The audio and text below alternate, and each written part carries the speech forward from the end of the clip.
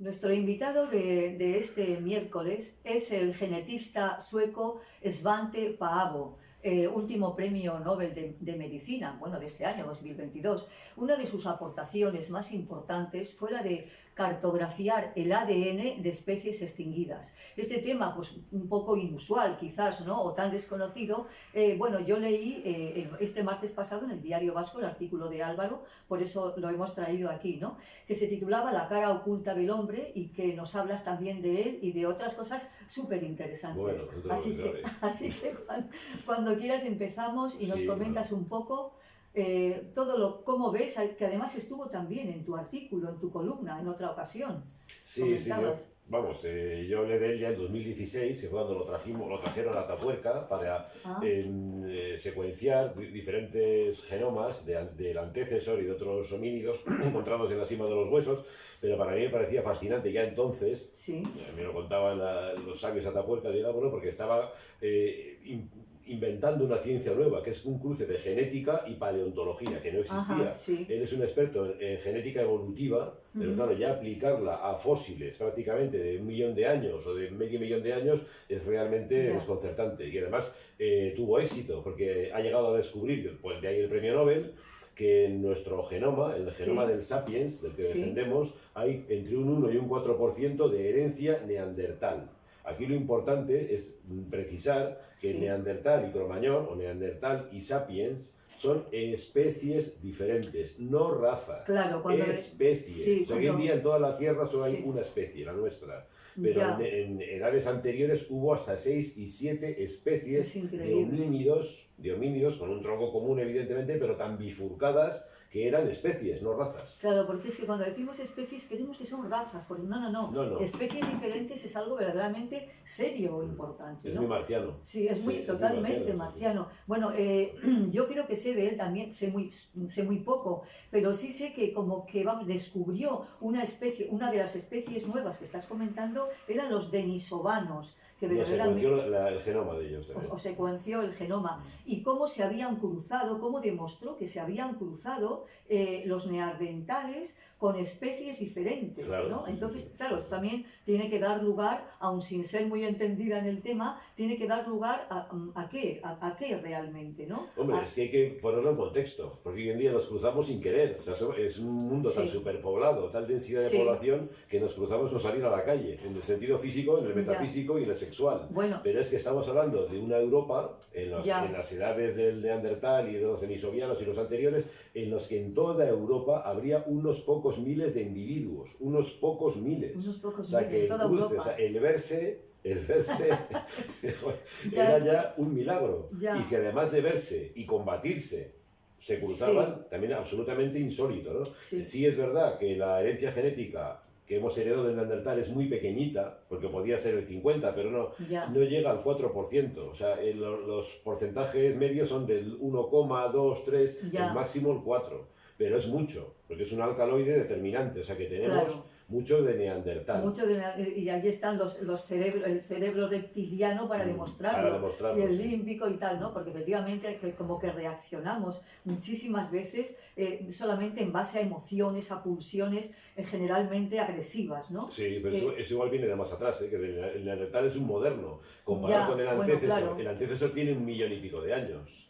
Bueno. El que aparece en la película célebre de Kubrick, 2001, Odisea en el espacio, que no son homínido lanzando un hueso al aire y que ese hueso se va a convertir dando vueltas en la nave Discovery, pues ese homínido de Kubrick tiene 4 millones y medio de años más o menos.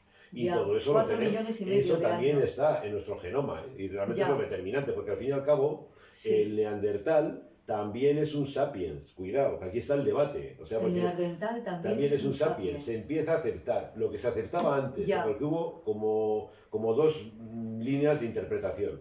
La antigua, que era la acertada, que consideraba que el Neandertal era sapiens y el Cromañón, al que hoy llamamos sapiens en su totalidad, también lo era. Y más adelante, yo cuando estuve en Atapuerca, se decía que el Sapiens era el Cromañón y el Neandertal era el Neandertal, o sea, no Sapiens. Pero ya se sabe que el Neandertal tenía una mente simbólica, que fabricaba herramientas, que hacía enterramientos, que posiblemente pintaba en sus cuevas y lo último de lo último, que también hablaba. Hablaba, es decir, que antes pensábamos que el neandertal no podía hablar. Se veía como un eslabón perdido, el neandertal. Ya. Bueno, confieso con toda humildad que yo todo lo que sé es de la película de Jean-Jacques Annaud, En busca del fuego. Entonces, que me parece una película, por cierto, maravillosa, sublime. Creo que está considerada en más de 1 millón de espectadores y considerada una de las películas mejor hechas de todo el tema prehistórico, etcétera, años luz de cualquier otra, vamos, bueno, años luz. Estábamos comentando antes de empezar el tema que me comentabas, lo del habla, esa capacidad del habla que está situada en nuestra garganta. Bueno, se detecta con un huesecillo muy pequeño que es milagroso, porque es un hueso que no engancha con ningún otro hueso, está, como diríamos, al aire, en la garganta. Se llama el hueso hioides, está entre tejidos, cartílagos, el hueso hioides. Entonces, donde se encuentra restos humanos de hueso con el hueso hioides, se sabe que eran sapiens y hablaban.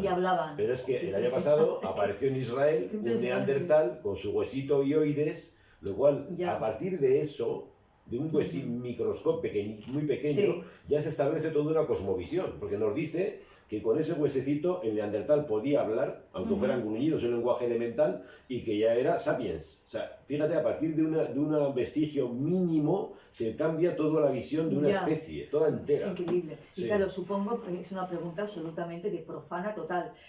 Son datos fiables los que manejan. Son conjeturas, el dato sí, el hueso es hueso y oídes, punto. Luego, a partir son de ahí, conjeturas, quieres decir, o sea, que gruñía o que hablaba... Eso no se puede saber, porque no han dejado grabaciones, ni tenían televisión, ni nada, ¿no? Ni escribían, ¿no?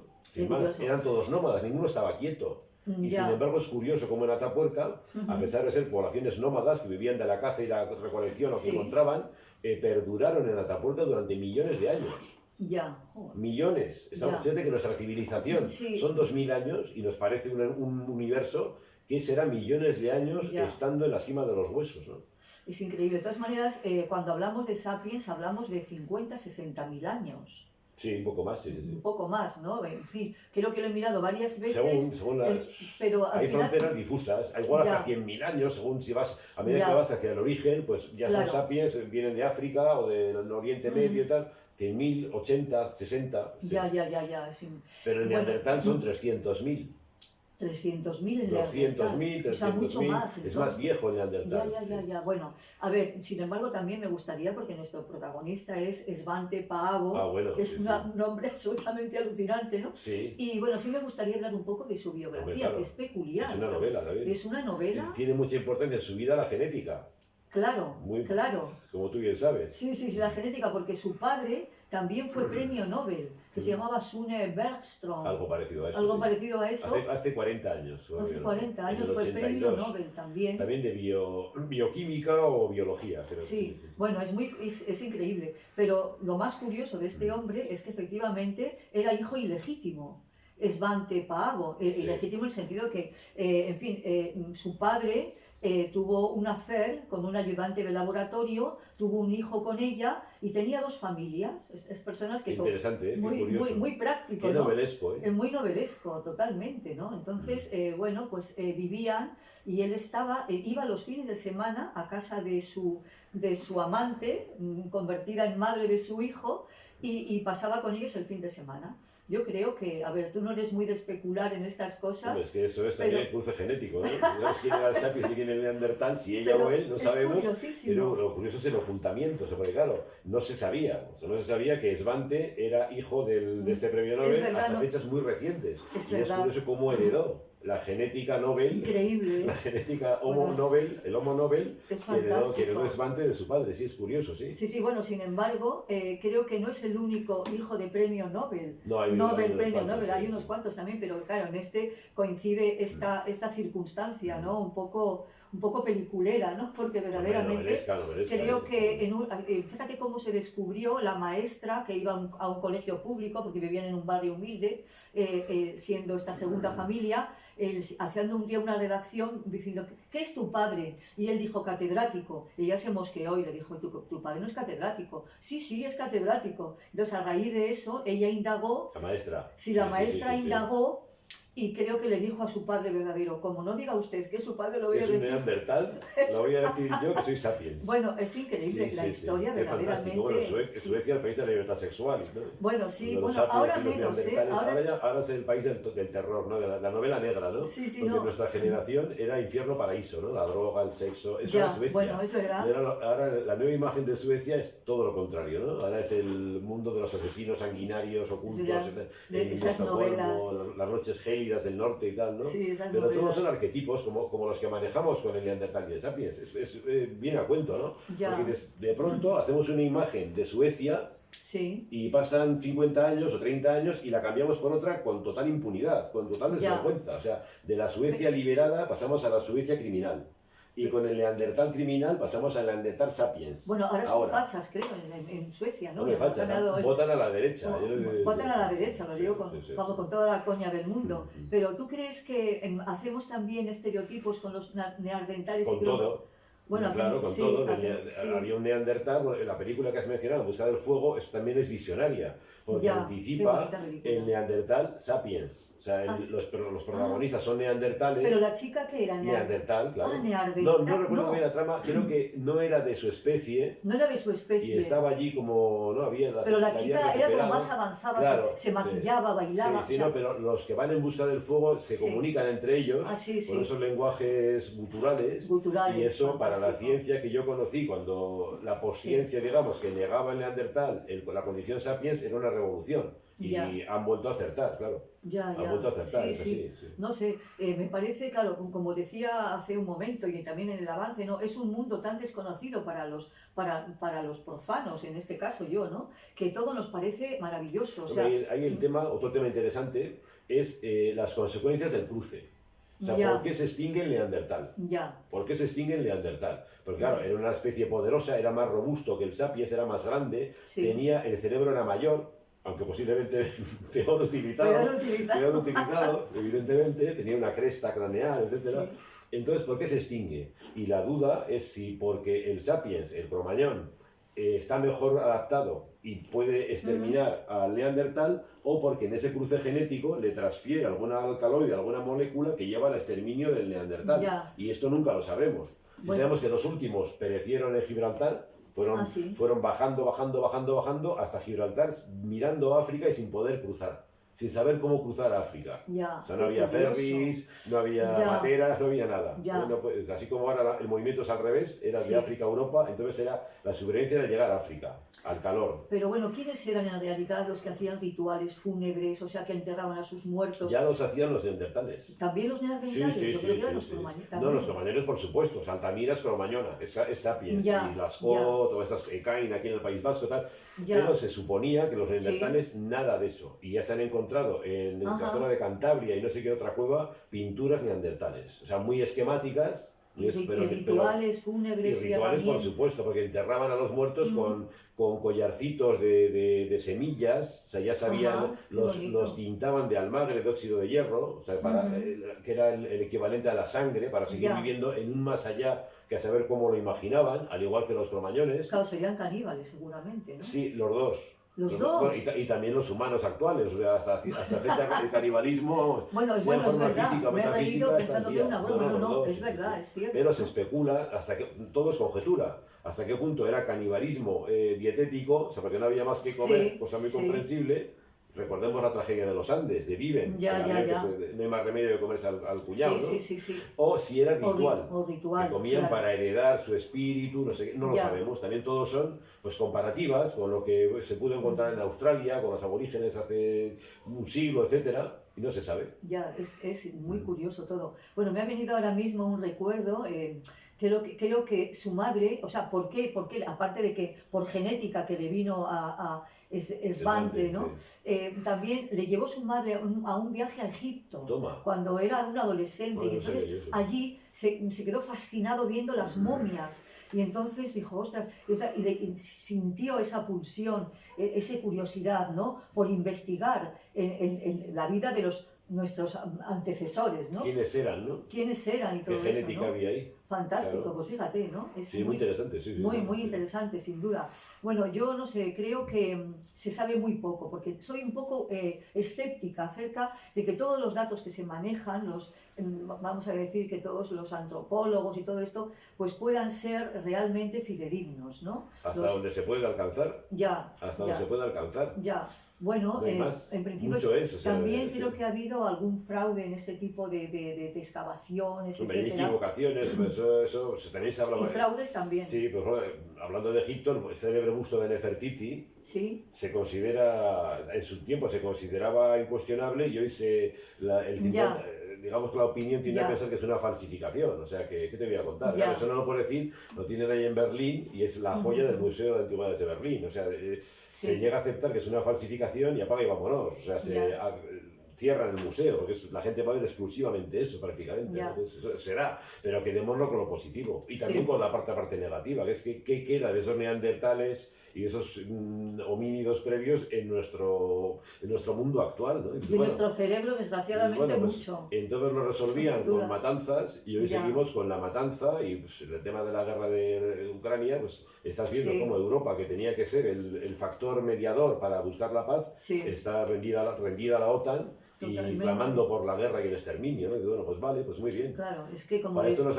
ha servido 4 millones de años de evolución, para volver a tirar el hueso al vecino, ¿no? Sea desde Rusia o desde la OTAN, me da igual. En el cerebro reptiliano total, o sea... Que estamos en la fase reptiliana, Sí, no nos desprendemos de eso. Bueno, un poco para glosar más los méritos de Svante Paab, que me encanta decir el nombre. ¿Y no lo digas pavo así a secas? Pavo, no. Paab, pues también hay que decir que Paavo, sí, hay que decir que, bueno, es director de genética del Instituto Max Planck, y que tuvo el premio también Príncipe de Asturias en el 2018, o sea, es un genio, o sea, que creo que ha superado a su padre, ¿no? Estará rebotado su padre. También es curioso hasta qué punto la genética se ha convertido en la ciencia, no ya emergente, pero la ciencia determinante en muchas cuestiones, ¿no? Porque hablamos de genética para mirar hacia atrás, hacia la prehistoria, y hablamos de genética para mirar al futuro, con modificaciones genéticas, clonaciones, etcétera, o sea, que lo cual es bastante aterrador. O sea, que, vale, ¿hasta qué punto podemos jugar con las claves de la vida? ¿Hasta qué punto y con qué consecuencias? Porque si efectivamente el neandertal se extinguió por el cruce con el sapiens o con el cromañón, ¿qué pasará con determinados experimentos genéticos, determinadas clonaciones?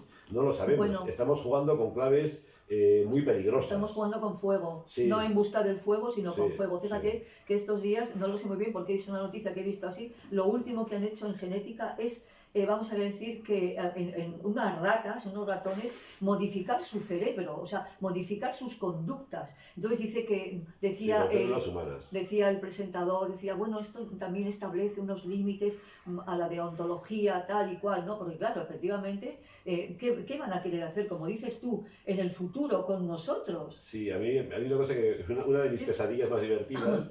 Cuando pienso en Egipto, que es una civilización hiperevolucionada, en Egipto antiguo, ¿por qué dibujaban o pintaban a sus dioses con cabezas de animales?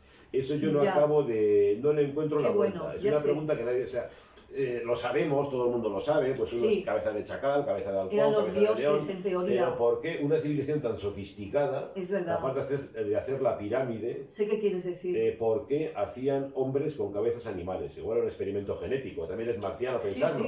Pero es una pregunta inquietante, pero ¿por qué esta civilización capaz de hacer todo lo que hay detrás de la pirámide con su cuadratura de Orión arriba de las estrellas y tal? O por ejemplo, ¿cómo pintaban? Es otra pregunta que yo me hago, que eran sapiens muy evolucionados, ¿cómo pintaban a 30 metros bajo tierra en las tumbas sin dejar huella de fuego ni de humo?